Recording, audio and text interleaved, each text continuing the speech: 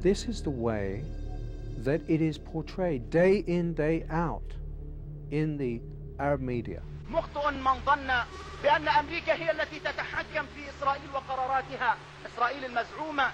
لا، بل إن الصهيونية العالمية هي التي تحرك القرار الأمريكي على الريموت كنترول. If you do that, then you are engaged in a war of survival for your very existence. نواجه معركة أكبر بكثير مما تتصورون. إننا نواجه معركة مع الصليبية، نواجه معركة مع الصهيونية العالمية. And in that sense is identical to Nazi propaganda.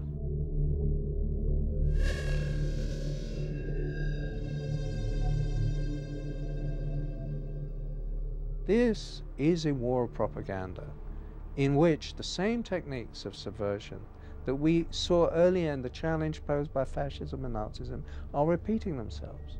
The propaganda of Islam is very similar to the propaganda of Nazism. It's the same hate speech, paranoia, and us against them.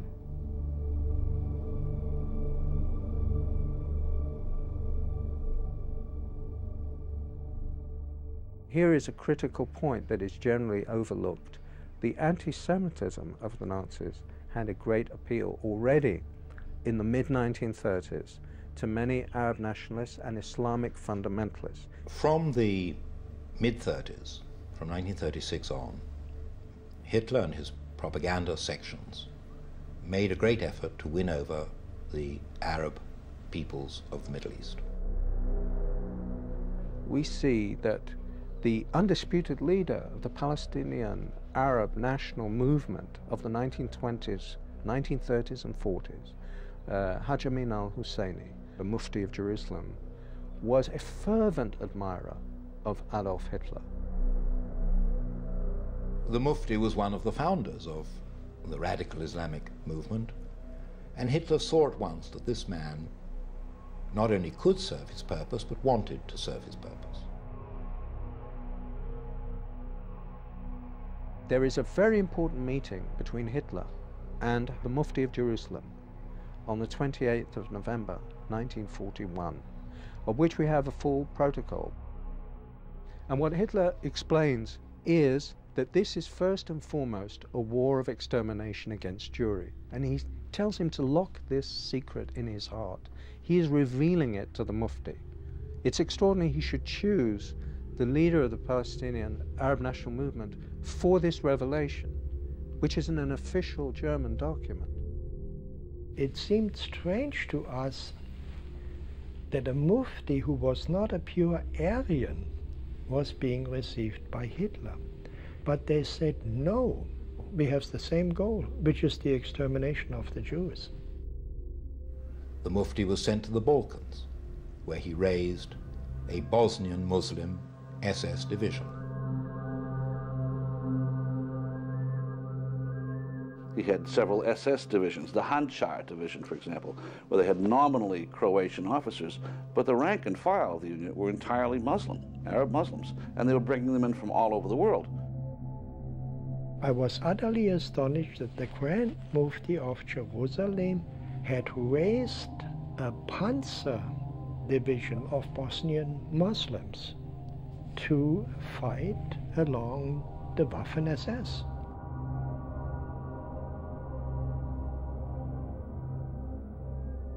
The fanatic Muslim world and Hitler both agreed that no ideology can exist beyond theirs.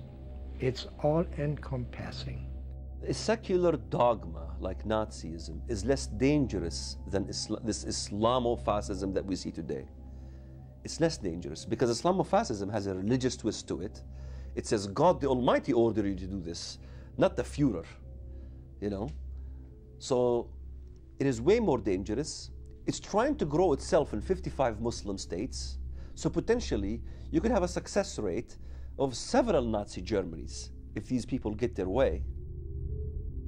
Hitler's gone and dead.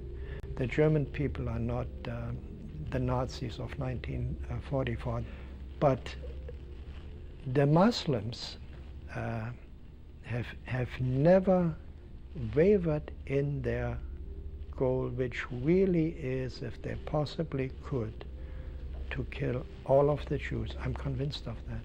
If radical Islamic fundamentalists had their way, we would have another Holocaust. There's absolutely no doubt about that. If Al-Qaeda could produce it, they would. But what begins with the Jews never ends with the Jews, as the West and Europe in particular is slowly but surely beginning to understand.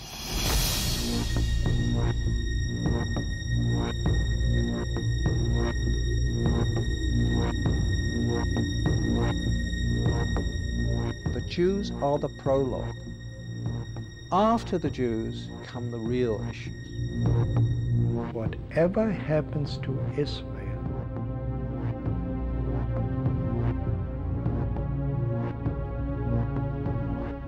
eventually is going to be the fate of the world.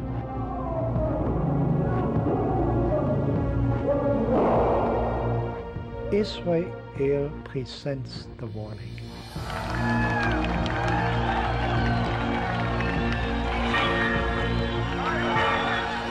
Islam is superior than the Jews, than the Christians, than the Buddhists, than the Hindus. The only deen Allah accepts is Al-Islam.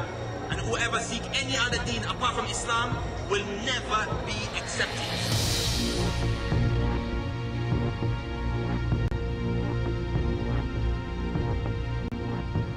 And the Christians are kafirs. And you may say to yourself, no, they're innocent. No kafir is innocent. Two blasts just minutes apart, outside two churches in Baghdad, as those inside worshipped. And you too will meet your destruction, because Allah's religion will prevail on this earth.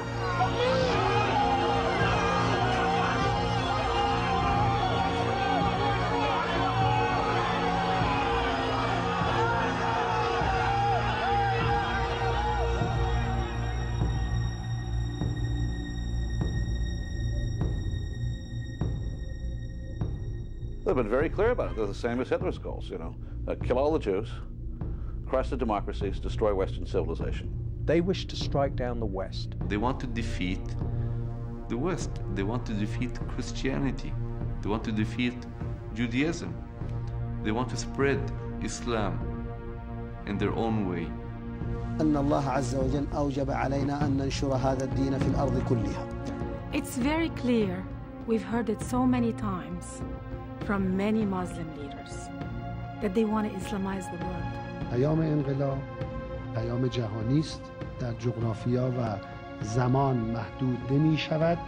تردید نکنید که ان شاء الله اسلام همه کجاها رو فتح خواهد کرد؟ همه قله‌های جهان رو فتح خواهد کرد. قد حكمنا الدنيا وسيأتي يوم والله نحكم فيه كل الدنيا. سيأتي يوم نحكم فيه أمريكا، سيأتي يوم نحكم فيه بريطانيا، ونحكم فيه كل العالم. Radical Islamic groups want to see the world unified under Islam. It's only a matter of time until we rule Earth, until we control Earth. One day, this very flag will fly over the Parliament in London. We will see this flag that will fly over the White House, and we will see the Black House. The Kaaba will take over the whole world. Islam to the world. You will take over USA. You will take over UK. You will take over Europe. You will defeat them all. You will get victory. You will take over Egypt. We trust in Allah. Indeed, there is He who sent His messenger, Muhammad sallallahu alaihi wasallam, with the deen of Haqq, with Islam, to dominate all of our other religions, to dominate the United States, to dominate the world, even though the non-Muslims may hate it. Takbir, Allahu Akbar, Allahu Akbar, Allahu Akbar, La ilaha illallah. At the end of the day, Islam must control Earth, whether we like it or not. It's a promise from Allah subhanahu wa ta'ala. It's a promise from Rasulullah subhanahu wa ta'ala.